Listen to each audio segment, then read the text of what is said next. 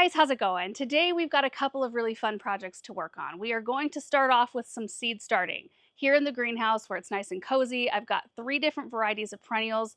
I want to get started from seed today, and I know it's early, but I want to get a jump on a few things so that they're nice and big when we get ready to plant them out in spring. And then we've got 2 types of seed that we are going to direct seed outside. So when we're done with all of that, we're going to head to the Hartley, and my mom's coming over. We're going to make some clove orange pomanders for Christmas.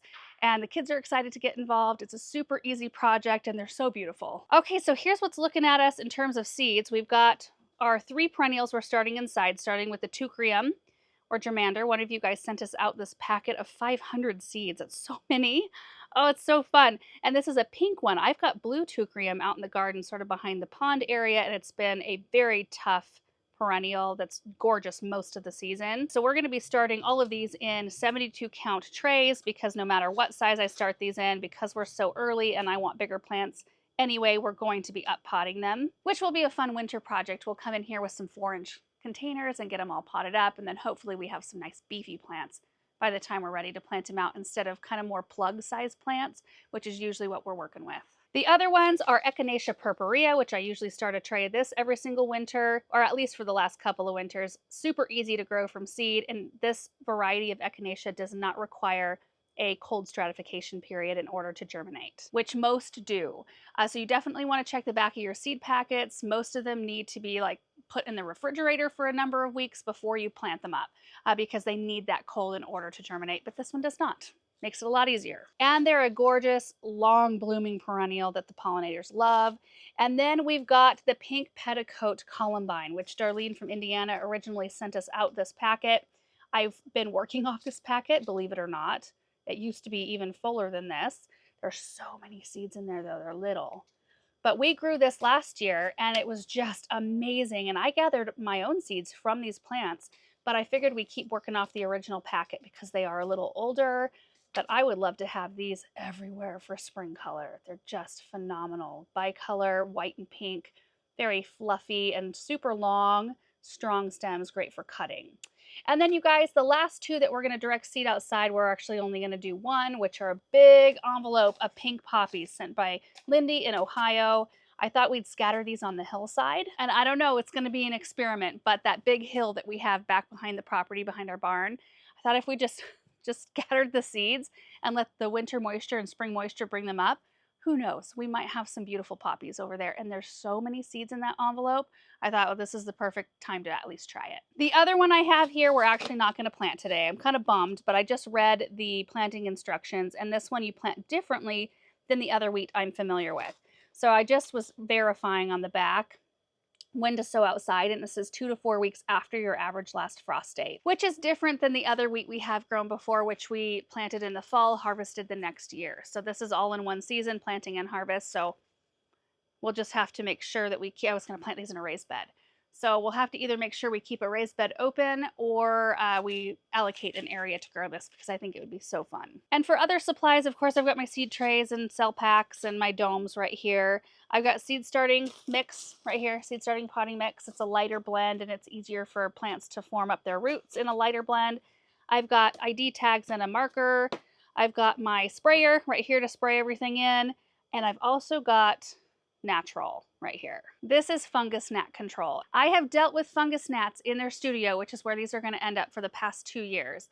And I've managed to keep it semi under control. But if you let it become an issue, or you let the fungus gnats appear first before starting to treat, it's incredibly hard to get them under control, even with the natural, which is it's a Bacillus thuringiensis. It's like the BT product kind of, but it's a different strain of it. This does help, but you have to be very consistent, and I'm just going to use it as a preventative, hopefully this year, so that we don't ever even see the problem occur. And natural is spelled G-N-A-T-R-O-L if you're trying to look it up. And I also use the yellow sticky traps, but I'm hoping to not have to use those. I'm hoping that if we just use this today and then keep it on a schedule, we won't ever have to bust those sticky things out. Okay, so I'm going to clear out my tray, get my soil in there, pre-moisten it, and we'll start in.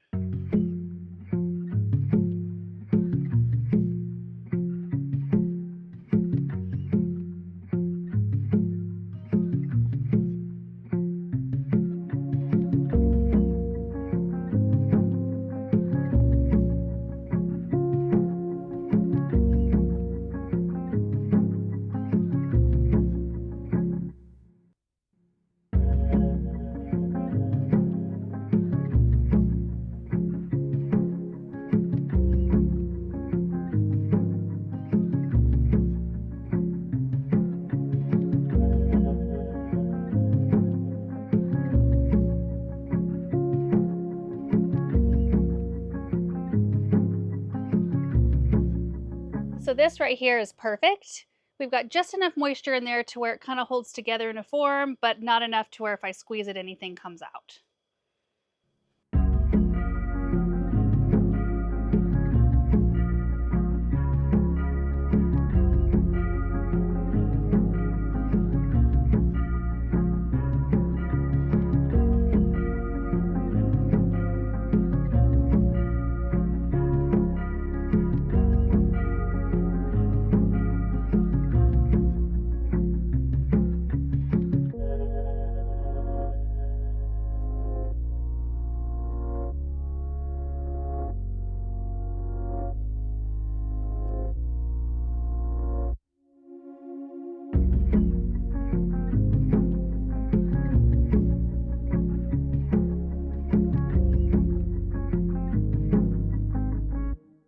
Okay, seed trays are all prepped. I have sprinkled the natural on the top so that will get pushed down into the soil when we water.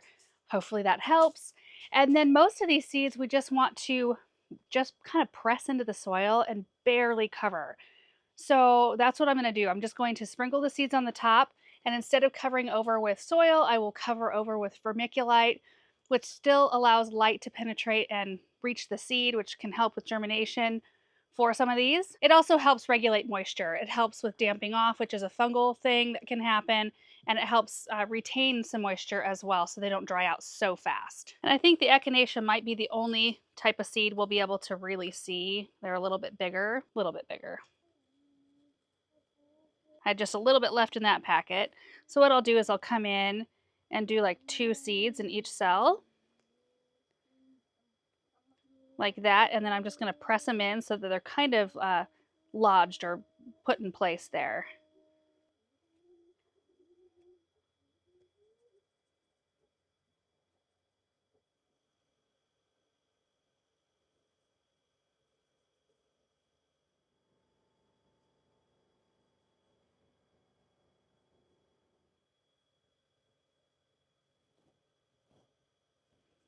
It can be helpful to wet your hands a little bit before you push down the seeds. They don't tend to stick quite as badly.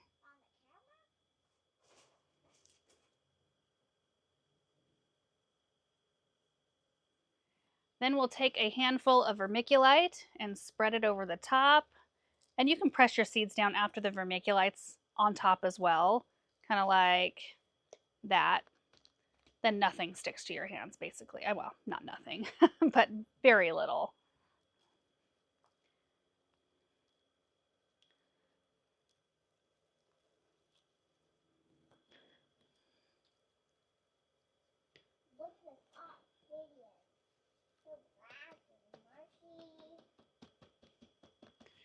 Samantha's down there making a homemade obsidian. Can I see it? Oh, that's looking beautiful. Look at that. And then we're going to take our mister and we're just going to spray it all down. Lock it in place. And that's why using a mister or a sprayer like this one is so helpful, because when you use a watering can or a hose, it can easily dislodge all of this stuff and, you know, kind of move the seeds around into areas you don't want them to be in. This is just a nice, gentle way of doing it. Oh, I'm so excited that I'm doing this again. Oh, I love this process. I mean, if you think about it, this whole tray, 72 perennial plants. Think about how much that would cost to go buy. Once you have your seed starting set up, I mean, I know that there's some initial output there in cost for sure, but for years and years and years, you just reuse the same supplies over and over and over again and get yourself a bunch of fun plants. Okay, now I'm gonna grab one of my dirty domes, but it doesn't really matter. I mean, you could clean them if you wanted to. This is just to keep in humidity and moisture until the seeds germinate. Once I see green in all the cells, the dome comes off. So that tray is done, and we can take that in underneath one of our grow lights. So let's work on the last 2, and then we'll move them all in.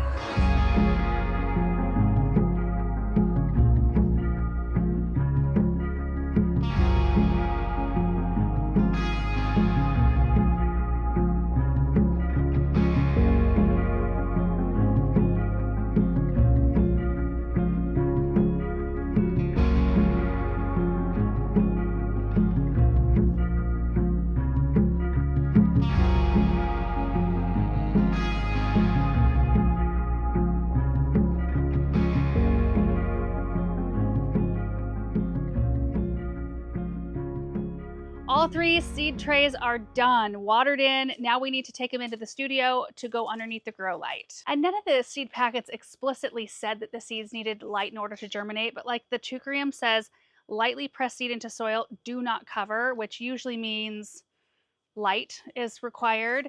Echinacea says tamp the seeds into the soil mix or just barely cover. So I think having the vermiculite over the top is going to be perfect. And most seeds you won't have to have your grow lights on unless they say they need light in order to germinate. You can just let them be until you see them start to germinate. And once you see green, you need to get those grow lights on. I have ours set to go on for 16 hours a day. And because these are ones that you don't really want to cover, I'm just going to go ahead and have the grow lights on just in case. It doesn't hurt anything. It just runs them for a little extra longer than you maybe need them to be. Okay, so let's get one of these trays in there. See if we can do this one-handed. Ooh. Hey, Samantha, can you open this door? Can you pull on that little wire on the door handle?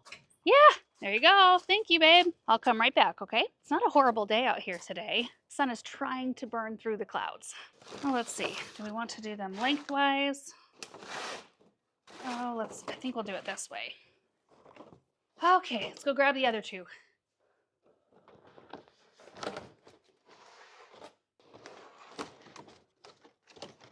All tucked in under the grow light.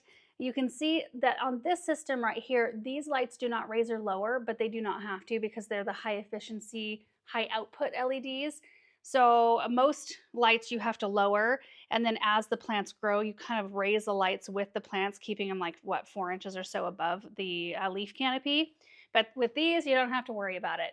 They get plenty of light, which is really nice. It just kind of takes one extra step away from the project.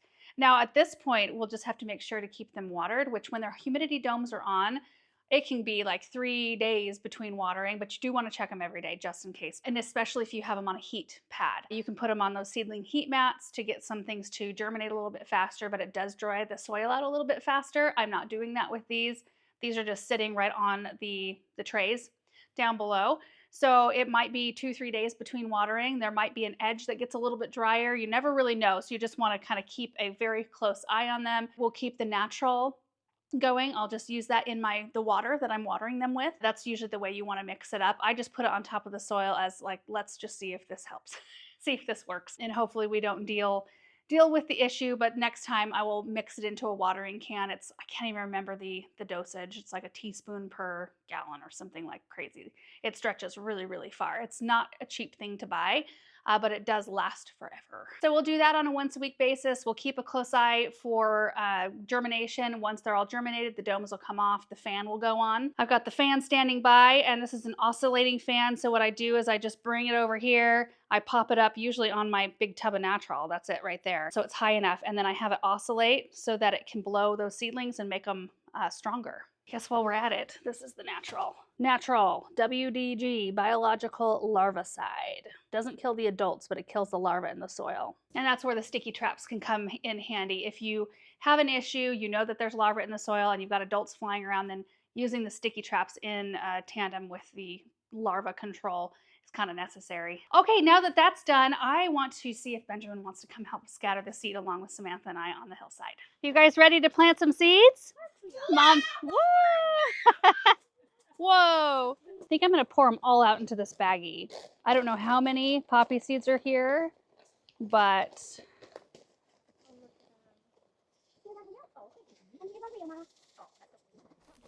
holy moly. How many seeds do you think that is, Mom? Like 1 million. It's probably. Yeah. They're so They're tiny. tiny. So poppy seeds are a type that need cold. Yeah. And they don't need a lot of soil cover. And if you're having them out in nature, when the mother plant produces seeds, it just kind of throws them on the ground next to where she's at, and then they just keep growing from there. So we're hoping to emulate that. Yeah. We're going to pretend to be the mother poppy plant and just spread these around, and I don't know, we'll see. We get a lot of moisture in the winter and in the spring, so I know we'll have plenty of moisture to bring them up and get them going. Time will tell how they do on this hillside. We're going to become Mother Nature. We are Mother Nature. We are Mother Nature. Do you like some? Oh, sure. Yeah, we can just scatter them out however. Okay. Hey kids, why don't you come get a handful of seeds? And just far and wide. And you toss them as far as you can, like all the way around. Ooh, that was a good throw.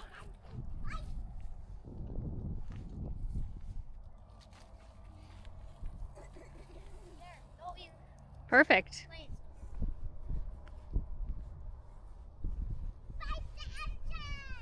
Okay, here we go. Hey, Mom, look at that baby cow. I know you guys probably can't see the seeds coming out of here because I can hardly see them. But you know what? Got them. Spread. Perfect. Most of them are right up in here, so we'll be able to hopefully see them. Yep, we're done. Let's go make some clove oranges. Okay, guys, so now we are going into the Hartley to make the clove orange pomanders. And I got a couple of evergreen stems to make a little display. My word. Should close that door really, really fast. We're gonna have to move my arrangement, which is a little long in the tooth. It's been like 10 days. Looks good still. I haven't topped it up with water at all. It's probably got none in it. Okay, so for clove orange pomanders, all you need are oranges, toothpicks make it easier but not necessary, and whole cloves. Would you like to demonstrate? Okay, now look at my cloves. Yours are pretty. But look how fat they are on the ends. What? Yeah, but the bulb on the top is so nice. Yeah. Let's see what mine look like. Oh, mine look all dried up. Yours look good. Yours have good color. Isn't that so funny? Yeah. So I'm gonna pour out a few of these cloves Okay. so they're easy to grab. Do you want to demonstrate on yours, Mom? Okay.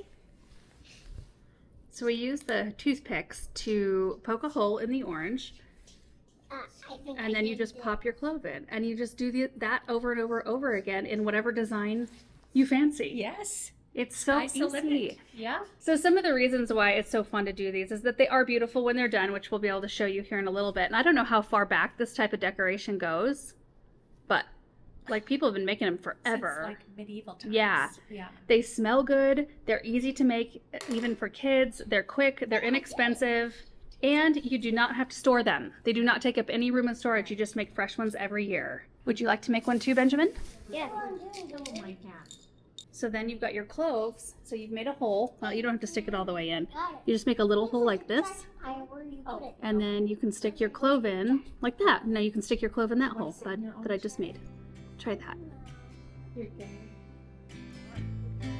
Just stick it down in there. You'll get better and better at it. And you can make whatever design you want.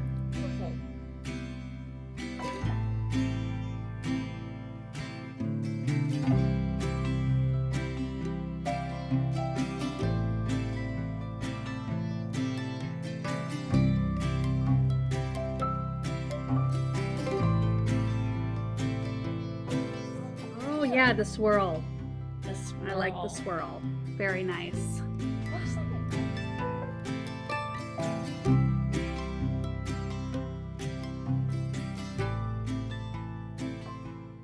Okay, Yes. there's one right there. Oh, that's pretty. Look at, I got off with that one right there. I got out of line. Look, Break it out. Hey, how did I do that? you know what? That just hit a little bump in the road. That'll be faced toward the bottom. Mom's already rocking into her second orange there. Speedster. And I'm going to make a family. Are you? I've got a helper. Yes, you do. Yes. Okay, so we're going to continue making these when we're all done. We'll line them up and show you what they look like. And then I got a few little greens out from behind the barn off of one of the trees to make a little arrangement with these, just to show you how easy it is to make something really pretty with them. All right, here we go.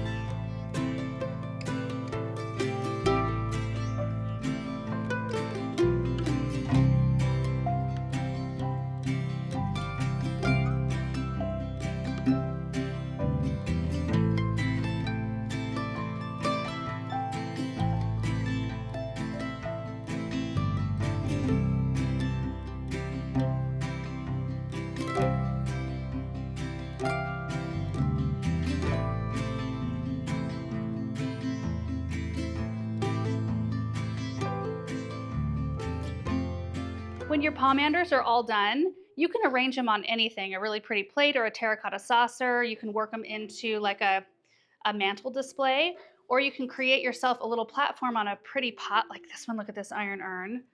I'm just gonna lay them kind of across the top here. These are the little evergreen branches I grabbed off of one of our trees. And then you take your pomanders and just nest them on the top like this.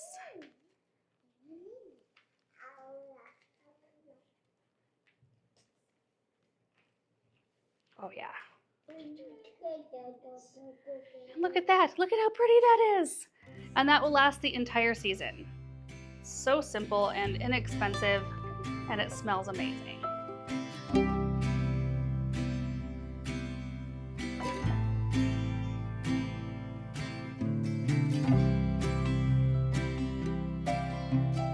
Okay, here are all of our pomanders. They look so pretty. This is Mom's pile right here, and then Samantha went out and got her a hydrangea bloom, you know. And this is Samantha's pomander right there with the smiley face. She left the toothpick in there because it looks more like a carrot nose for a snowman. And then these two you did too, Samantha, didn't you? Yeah. Those are yours. They look great. Yeah, I'm gonna keep those, and this one's Nana's.